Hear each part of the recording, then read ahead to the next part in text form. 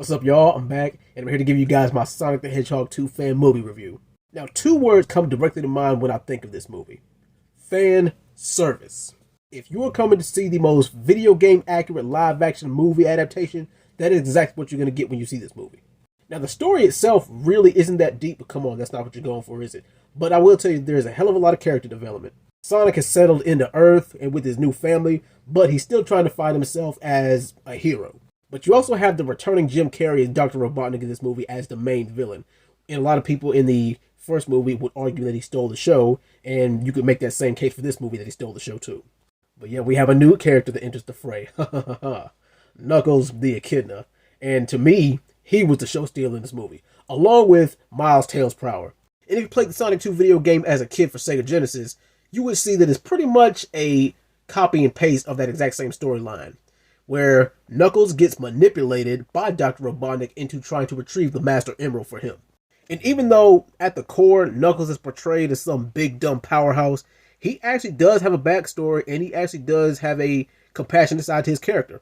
And even though witty humor isn't really Knuckles' thing like it is Sonic's and Dr. Robotnik's, but he has that dry humor to the point where he takes himself too serious and he's funny without even trying.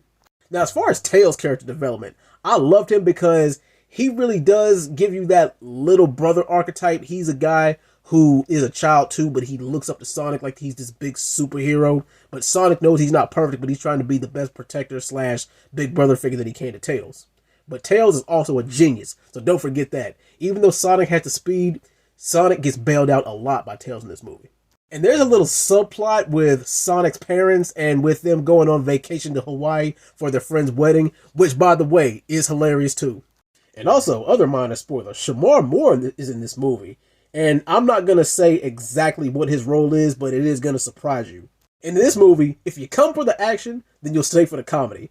Like, some of the comedy can be a little bit cheesy depending on what you find funny, but me, overall, I thought this movie was hilarious for what it was. Now, the biggest gripe and complaint about this movie is it too fan servicey? Are casuals going to enjoy this movie? Now, I do think that the casuals will enjoy it to a certain extent. I feel like they'll stay in tune for the action, the special effects, the explosion, in the humor.